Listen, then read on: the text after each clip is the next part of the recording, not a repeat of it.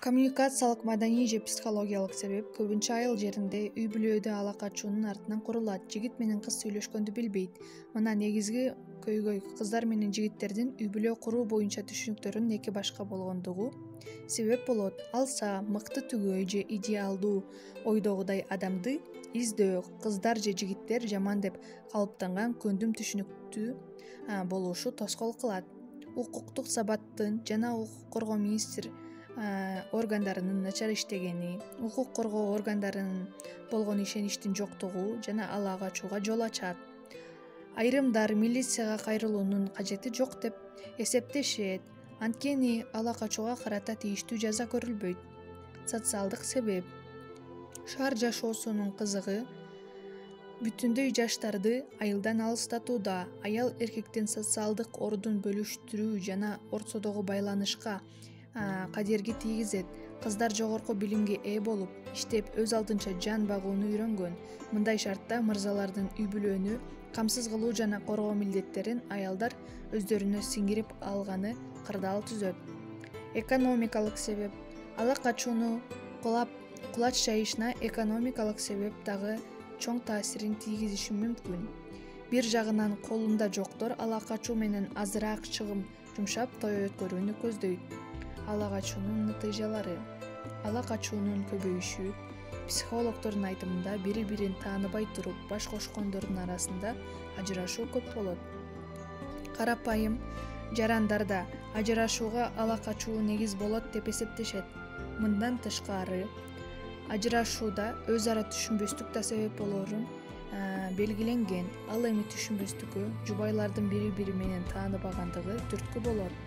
Социалдык жетимдердин көбөйүшү. Ажырашуунун көбөйүшү кесепетинен социалдык жетимдердин саны өсүп жатат. Кыргызстанда жетим жана кароосуз калган балдардын камкордугуна алган ондогон мекемелер бар. Мындай жайларда тарбияланып жаткан дээрлик 80% социалдык жетимдер болуп саналат. Аялдардын оорулары: бизде мектепти жаңы аяктаган кызды көп ала качышат. Окутуп иштетүүнүн ордуна тезирээк аял кылып алууга ашыккандар көп. Эрте никеге туруп улуттун генофондуна коркунуч келтирет. Бул майып балдардын көп төрөлүшүнө, эненин өлүмүнүн күч алышына алып келет. Кыргызстанда энелердин өлүмү бүт элде Евразия боюнча жогору болуп саналат. Республикада 100 000 төрөгөн аялдын 66-сы көз жумат. Ал эми ымыркайлардын өлүмү 1000 балага 35-и туура келет. Кыргызстанда ала качуу бөгөт койгон бир катар эл аралык документтерди ратификациялаган. Алсак, Адам укуктарынын жалпы декларациясынын 16-беренесинде нике эки тараптын макулдугу гана негизделиши керек деп айтылат.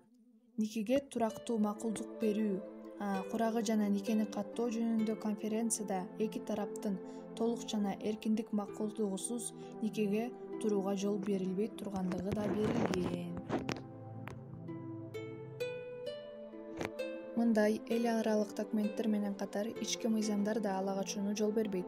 Конституциянын 16-беренесинде эч ким жынысы боюнча кодолоого алынышы мүмкүн эместиги, 38-беренеде бир да никеге туруучу адамдын ыктыяру эки тараптын макулдугусуз түзүлбөй тургандыгы жазылган.